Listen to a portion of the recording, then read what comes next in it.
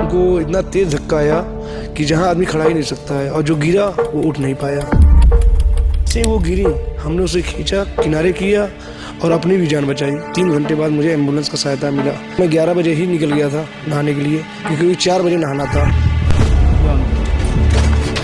चारों तरफ से पब्लिक भरी थी। कैसे क्या हादसा हुआ इसका कुछ अनुमान ही नहीं हुआ। केवल भागो भागो, बचाओ बचाओ, ये हल्ला होने लगा। सबका दम घुट रहा था बिल्कुल से। तो मंजर ही बयां करना हमारे लिए मुश्किल है। आदमी नहीं जानवर हो गया था। केवल अपने ही जान बच जाए यही काफ़ी है, बस कुछ नहीं दिख रहा था। कुचल रहा, किसी के सर पे, किसी के सीने पे, किसी के पैर पे। तो प्रशासन कहा कि ये ठेला है या बाइक है। हमने कहा कि बाइक भी दे दो, ठेला भी दे दो, कोई भी चीज़ दे दो, हम उससे लेके चले जाएं। माँ ने कहा कि चलो नहा लिया जाए, पुण्य के समय है। अब फिर हमने कहा कि नहीं, ऐसा है कि भीड़ होगा। हमें आशंका था भीड़ होगा, मन भी नहीं था। हम कहा कि भगदड़ हो सकता है, समय गंवा देंगे तो माँ को भी तकलीफ होगा कि औलाद रहते हुए कि गंगा जी नहाने नहीं ले गए। औलाद रहते हुए अगर माँ गंगा ना नहा पाए तो बेकार है हमारा रहना।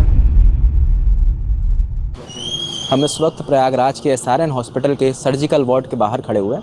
ये हमारे पीछे आपको वार्ड दिख सकता है। ये वही वार्ड है जहां उन लोगों का इलाज चल रहा है जो भगदड़ में घायल हो गए थे। अंदर हमें जाने की इजाज़त नहीं है, इसीलिए कुछ उनके परिजन हमारे साथ बाहर यहाँ पे वार्ड के बाहर मौजूद हैं। तो हम इनसे जानेंगे कि इनके परिजन के साथ क्या हुआ और अभी उनकी क्या स्थिति है, अभी इलाज कैसा चल रहा है, अभी वो कितने दिन में डिस्चार्ज हो सकते हैं। क्या नाम है भाई? जी, मेरा नाम अनिल गुप्ता है। अनूप जी, कहाँ से हो आप? अनिल गुप्ता। अनिल भाई, कहाँ से हैं आप? जी, गोरखपुर से। आप कौन एडमिट है आपका? मेरी मम्मी। वो भगदड़ में वो भी थी? हाँ, भगदड़ में थी।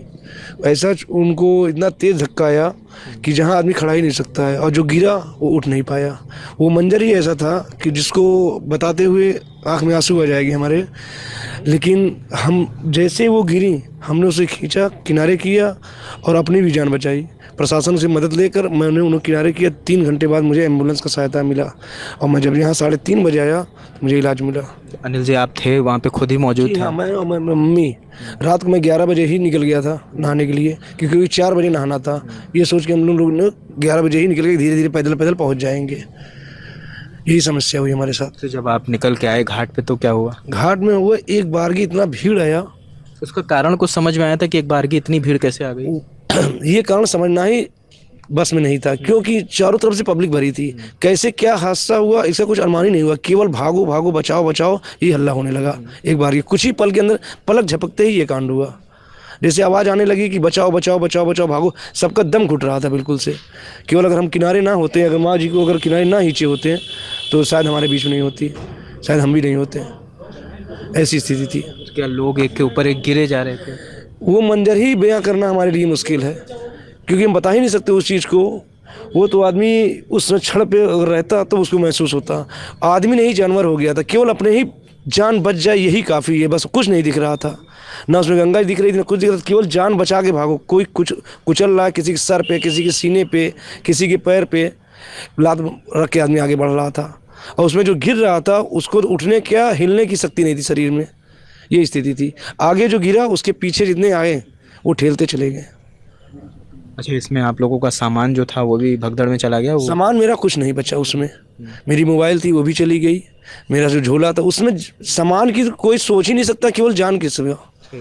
उसमें सामान, आपका मोबाइल, आपका कपड़ा कहाँ जा रहा है, क्या जा रहा है, उससे कोई मतलब नहीं था। केवल अपना जान बचाने के लिए सब परेशान थे। और कुछ की जान बची, कुछ तो वहीं जहाँ गिरे वहीं के वहीं रह गए। उड़ने का कोई सवाल ही नहीं था वहाँ पर। तो यहाँ कब आप पहुँचे? मैं 29 तारीख को पहुँचा, यहाँ करीब 3:30 बजे दोपहर के? भोर में। अच्छा, सुबह ही? जी। अच्छा, 1-1:30 बजे की घटना ही है? जी 1:30 बजे, 1 बजे करीब कुछ मिनट की घटना है। एम्बुलेंस वहाँ से लेकर आप यहाँ आ गए? अब एम्बुलेंस लेने में प्रशासन को बहुत समस्या लगा, देर लगा, लेकिन भीड़ इतनी ज़्यादा थी कि एम्बुलेंस हमारे पास पहुँच नहीं पा रही थी। तो आप कैसे लेके आए? तो हमने, प्रशासन कहा कि ये ठेला है या बाइक है। हमने कहा कि बाइक भी दे दो, ठेला भी दे दो, कोई भी चीज़ दे दो, हम उससे लेके चले जाएँ। तो ऐसा संभव नहीं हुआ, मिला नहीं हमें। फिर प्रशासन, मैं 112 नंबर फ़ोन किया कि एम्बुलेंस मुझे मिल नहीं रही है।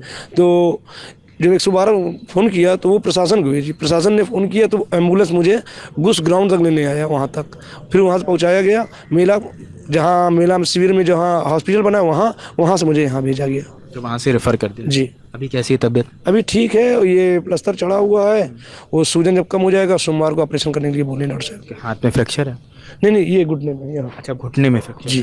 तो अभी क्या बता रहे हैं, कब तक डिस्चार्ज करेंगे? डिस्चार्ज नहीं, अभी ऑपरेशन के बाद ही बताएंगे। परसों ऑपरेशन है, सोमवार को ऑपरेशन के लिए बोला है? जी। सूजन जैसे कम होता है वैसे ऑपरेशन करेंगे। घर पे जानकारी दे दी इसकी? जी जी, घर जानकारी दे दी। बच्चे आ रहे थे लेकिन हमने मना किया कि इलाहाबाद में आना संभव नहीं है इस समय।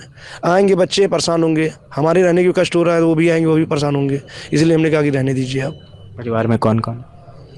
2 बच्चे हैं, पापा हैं नहीं, मम्मी है केवल, पत्नी है, 2 लड़की 2 लड़का है जी। इस समय लेकिन हम ही कमाने वाले, हम ही यहाँ बैठे हैं माँ को लेकर। वहाँ भी परेशानी पर हो ही रही है, लेकिन क्या करें, अब विपद सर पे पड़ा है तो झेलना ही पड़ेगा। क्या करते हैं भाई आप? जी मैं ऑटो रिक्शा चलाता हूँ।